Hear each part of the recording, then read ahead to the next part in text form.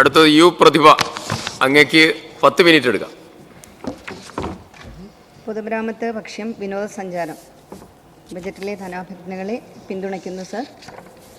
Sir, എനിക്ക് മുമ്പ് ശ്രീ എന്നെ നെല്ലിക്കുന്ന് ഇവിടെ തിരുവനന്തപുരം മൃഗശാലയിലെ കാണ്ടാമൃഗത്തെ പറ്റിയൊക്കെ പരാമർശിക്കുന്നത് കേട്ടു. പക്ഷേ ആ കാണ്ടാമൃഗം ഓടിയെങ്കിലും തൃശ്ശൂർ DCC ഓഫീസിൻ്റെ അവിടെ മുട്ടിടിച്ച് വീണെന്നാണ് സാർ കേട്ടിട്ടുള്ളത്. അവിടുന്ന് തിരിഞ്ഞോടി, ഇവരൊരു രക്ഷയില്ല.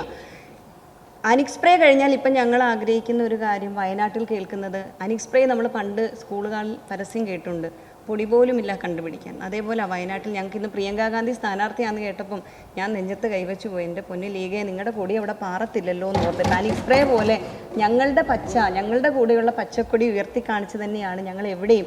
ഞങ്ങൾക്ക് ഇലക്ഷൻ ഒരു സമീപനവും അല്ലാത്തപ്പോൾ ഒരു സമീപനവും ഇല്ല. പക്ഷേ ഒരു തെരഞ്ഞെടുപ്പിൻ്റെ റിസൾട്ട് വന്നു കഴിഞ്ഞപ്പോൾ സീറ്റുണ്ടാവും കോൺഗ്രസ്സിന്. പല പല കാരണങ്ങളുണ്ട്, നിങ്ങൾ പറയുന്നുണ്ടല്ലോ, പല കാരണങ്ങളുണ്ട്. ഇന്ത്യ മുന്നണി അധികാരത്തിൽ വരുമെന്നും വയനാട്ടിൽ നിന്ന് രാഹുൽ ഗാന്ധി ഇന്ത്യയുടെ പ്രധാനമന്ത്രി ആവുമെന്ന് ഇത്തവണയും നിങ്ങൾ പ്രചരിപ്പിച്ചു. പക്ഷേ ഞങ്ങളുടെ സങ്കടം, വയനാട്ടിൽ നിന്ന് രാഹുൽ ഗാന്ധി പോയി മറ്റൊരു സ്ഥലത്തേക്ക് അദ്ദേഹം പോയി, പ്രിയങ്കാ ഗാന്ധിയും വരുന്നു എന്നുള്ളത്. നിങ്ങളുടെ പാർട്ടിയിലൊന്നും ആളില്ലേ? കേരളത്തിലൊന്നും മത്സരിക്കാൻ ആളില്ലേ? ആ ഒരു കുടുംബത്തിൽ നിന്ന് തന്നെയാണോ? അത് നിങ്ങളുടെ ഇഷ്ടം. പക്ഷേ ഞങ്ങൾ പറഞ്ഞതേ ഉള്ളൂ. വീണ്ടും അവിടുത്തെ ജനങ്ങൾ ആ കുടുംബത്തിൽ ഒരാൾക്ക് വോട്ട് ചെയ്യേണ്ട ഒരു ഇതിലേക്ക് കേരളത്തിലെ കോൺഗ്രസിനെ വീണ്ടും വീണ്ടും നിങ്ങൾ കൊണ്ട് എത്തിച്ചിരിക്കുകയാണ്. എന്തായാലും വധേരയും വരുന്നു എന്നാണ് പറയുന്നത്. എന്താണ് പ്രതിപക്ഷ നേതാവ് അടക്കം കോൺഗ്രസിലെ ആളുകൾ, നിങ്ങൾക്ക് കേരളത്തിൽ മത്സരിക്കാനായിട്ട് എത്രയോ യുവ തുർക്കികളൊക്കെ നിങ്ങൾക്കുണ്ട്. സ്ത്രീകളെ അടക്കം കേരളത്തിലില്ലേ? കോൺഗ്രസിലെ സ്ത്രീകളെയൊക്കെ നിങ്ങൾക്കൊന്ന് പരിഗണിച്ചുകൂടെ? ഒന്നാമത് ഇവിടെയും സ്ത്രീകളുടെ എണ്ണം കുറച്ച് കുറവാണല്ലോ. അപ്പോൾ തീർച്ചയായിട്ടും അത്തരം ചില സജഷൻസ് കൂടി തരികയാണ്. സാറ്, ഇന്ന് വായനാ ദിനമാണ്. ഒരുപക്ഷെ കുട്ടനാട്ടിൽ നിന്ന് നമ്മുടെ ഇന്ത്യയിലാകെ വായനയുടെ സുഗന്ധം പരത്തുന്നതിന് വേണ്ടി മലയാളിക്ക് വായനയുടെ വിശാലമായ ലോകം തുറന്നു തന്ന PN പണിക്കർ സാറിൻ്റെ ചരമദിനമാണിന്ന്.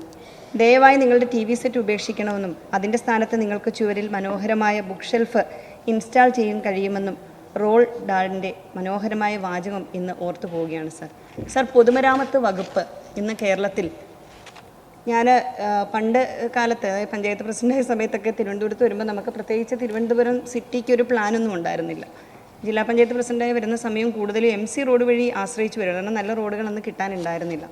എന്നാൽ ഇന്ന് തിരുവനന്തപുരത്തേക്ക് വരുമ്പോൾ അന്താരാഷ്ട്ര നിലവാരത്തിലേക്കുള്ള മികച്ച റോഡുകൾ, വിദേശ രാജ്യത്തെ പോലെയുള്ള മികച്ച റോഡുകൾ ഇന്ന് നമുക്ക് തിരുവനന്തപുരം അടക്കമുള്ള പ്രധാന സിറ്റികളിൽ കാണാൻ സാധിക്കുന്നുണ്ട്. സാർ, കാലം മാറുന്നതനുസരിച്ച് പുതിയ കാലത്തിൻ്റെ പുതിയ നിർമ്മാണത്തിലേക്ക് നമ്മുടെ പൊതുമരാമത്ത് വകുപ്പിനെ കേരളത്തിലെ ഇടതുപക്ഷ ജനാധിപത്യ മുന്നണി ഗവൺമെൻറ്റിന് കൃത്യമായി അടയാളപ്പെടുത്താൻ കഴിഞ്ഞിട്ടുണ്ട്. സാർ, അത് പ്രതിപക്ഷത്തിന് പോലും സംശയമൊന്നുമില്ല.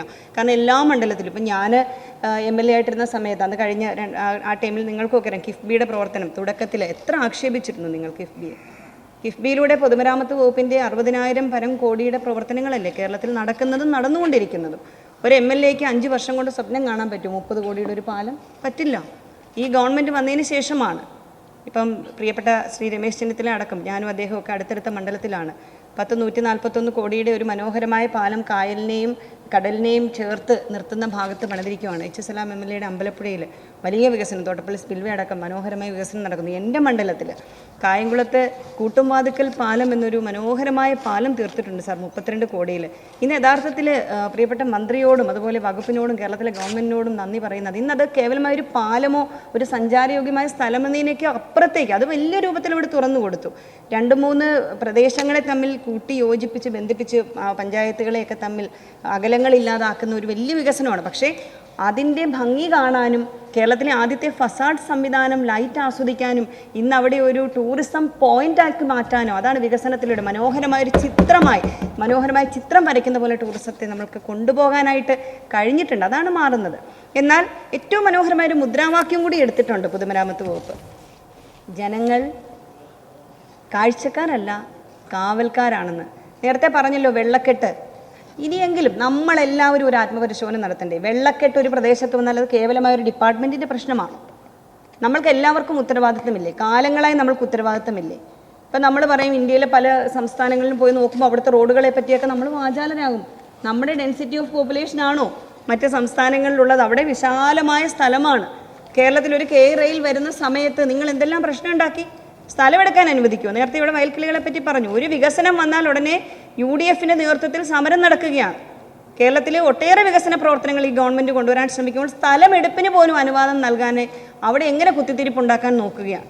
പക്ഷേ സ്ഥലമെടുത്ത് വികസനം ചെയ്യാനായിട്ട് ശ്രമിക്കുമ്പോൾ തന്നെ ദേശീയപാതയുടെ കാര്യം ഇവിടെ പലരും പറഞ്ഞു. എന്തുകൊണ്ടാണ് മുടങ്ങിക്കിടന്നത്?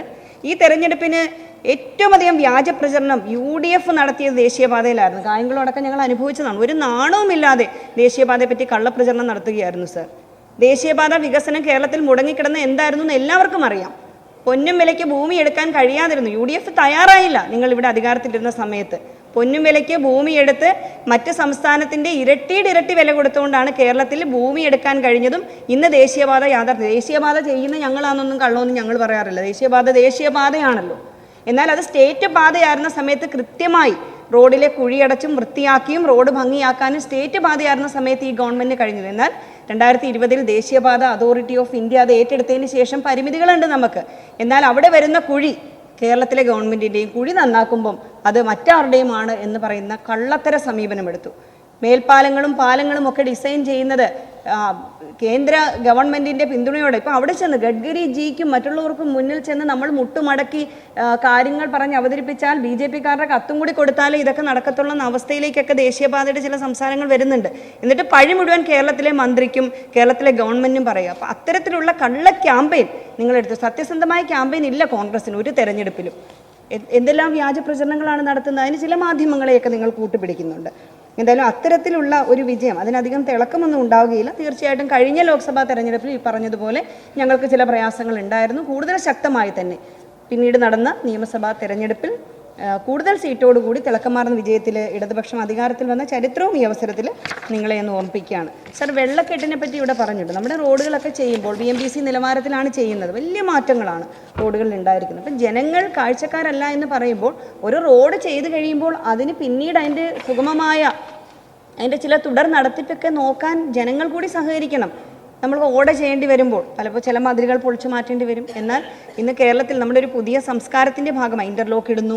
എല്ലായിടവും എവിടെ ഒരു ചെറിയ അരുവിയുണ്ടെങ്കിലും അതിനെയും നമ്മൾ അവസാന ഘട്ടത്തിൽ അതിനെയും ഇല്ലാതാക്കണമെന്ന് ആഗ്രഹിക്കുന്ന ചില വികസന സങ്കല്പങ്ങൾ എന്നോ അറിയാതെ മലയാളിയുടെ മനസ്സിലേക്ക് വന്നതുകൊണ്ടല്ലേ നമ്മൾ ഓരോരുത്തരും ചിന്തിച്ച് നോക്കി എതിലേ വെള്ളം ഒഴുകിപ്പോകുന്നത്.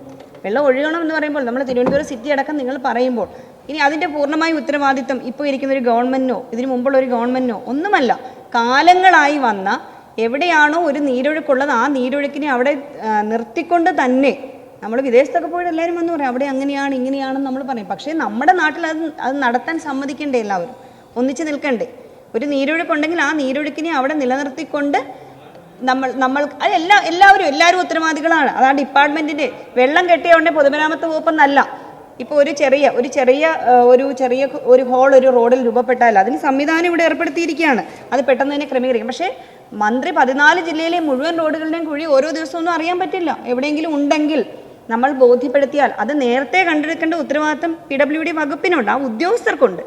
ആ ഉദ്യോഗസ്ഥർ ഒരു ചെറിയ കുഴി രൂപപ്പെട്ടാൽ അതിനുള്ള സംവിധാനം മന്ത്രി ഡിപ്പാർട്ട്മെൻറ്റ് തലത്തിൽ തരുമ്പോൾ അത് മന്ത്രിയേക്കാൾ വേഗത്തിൽ അത് കണ്ടറിഞ്ഞ് ചെയ്യേണ്ട ഒരു ഉത്തരവാദിത്തത്തിലേക്ക് ആ വകുപ്പ് അതിൻ്റെ വീഴ്ചയും ഈ വകുപ്പിൻ്റെ പ്രശ്നമായിട്ട് പറയാൻ പറ്റത്തില്ല. സംവിധാനങ്ങൾ ആസൂത്രണം ചെയ്യാനാണ് ഡിപ്പാർട്ട്മെൻറ്റിന് കഴിയുന്നത്. അത് ഭംഗിയായി അങ്ങനെ ആസൂത്രണം ചെയ്യാനായിട്ട് കേരളത്തിലെ പൊതുമരാമത്ത് വകുപ്പിന് കഴിഞ്ഞിട്ടുണ്ട് എന്ന് ഈ അവസരത്തിൽ പറയുകയാണ്. പക്ഷേ ഒരു കൂട്ടുത്തരവാദിത്തം തീർച്ചയായിട്ടും നമ്മൾക്ക് എല്ലാവർക്കും കൂടിയുണ്ട്. അതുപോലെ ടൂറിസം, ഞാൻ പറഞ്ഞല്ലോ, പൊതുമരാമത്ത് വകുപ്പിൻ്റെ പല കൺസ്ട്രക്ഷൻ സൈറ്റുകളും ഇന്ന് വളരെ ടൂറിസം കേന്ദ്രങ്ങളായി മാറിയിരിക്കുകയാണ്. മാതൃകാ ഉത്തരവാദിത്ത ടൂറിസം ഗ്രാമങ്ങളാണ് ടൂറിസം ഡിപ്പാർട്ട്മെൻറ്റ് ഏറ്റവും അട്രാക്റ്റീവായിട്ട് തോന്നുന്നത്. സർ, എനിക്ക് പറയാനുള്ളത്, നമ്മൾ ഈ കുട്ടനാടൊക്കെ ഓരോ കാഴ്ചയും കുട്ടനാടിൻ്റെ ഓരോ ഭാഗത്ത് നോക്കിയാലും അതെല്ലാം മനോഹരമായ കാഴ്ചകളാണ്. നമുക്ക് കണ്ടെത്താ ദൂരത്തോളമുള്ള പാടശേഖരങ്ങൾ, മനോഹരമായ ഹരിതാഭമായ ഇടങ്ങൾ എല്ലാം ഏറ്റവും കൂടുതൽ കേരളത്തിൽ ഉത്തരവാദിത്ത ടൂറിസ്റ്റ് ഗ്രാമങ്ങൾ ചെയ്യാനായിട്ട് എനിക്ക് തോന്നുന്നു ഏറ്റവും സാധ്യതയുള്ളൊരു സ്ഥലം കുട്ടനാട് തന്നെയാണ് ചൂണ്ടിക്കാണിക്കുകയാണ് സാർ. പിന്നെ DTPC ഭംഗിയായിട്ടാണ് വിനോദസഞ്ചാര വകുപ്പ് ചെയ്യുന്നത്. ചില ജില്ലാതല DTPCകളുടെ പ്രവർത്തനം കുറച്ചുകൂടി കാര്യക്ഷമമാക്കാൻ വേണ്ടിയിട്ടുള്ള ചില ഇടപെടൽ വേണം.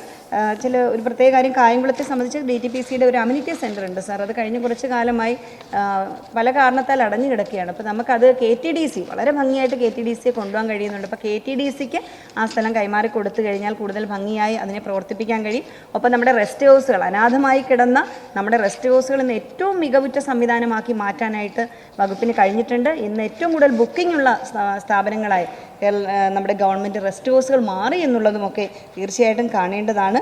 ഒപ്പം പിൽഗ്രിം ടൂറിസം കഴിഞ്ഞ ദിവസം ബഹുമാനപ്പെട്ട പൊതുമരാമത്ത് വകുപ്പ് മന്ത്രി അങ്ങയുടെ ഫേസ്ബുക്ക് പേജിൽ ഓച്ചിറക്കളിയെക്കുറിച്ച് എഴുതിയിരുന്നു. സന്തോഷം. നമ്മുടെ ഓണാട്ടുകരയിൽ ഒരു പിൽഗ്രിം ടൂറിസത്തിന് അനന്തമായ സാധ്യതയാണ്.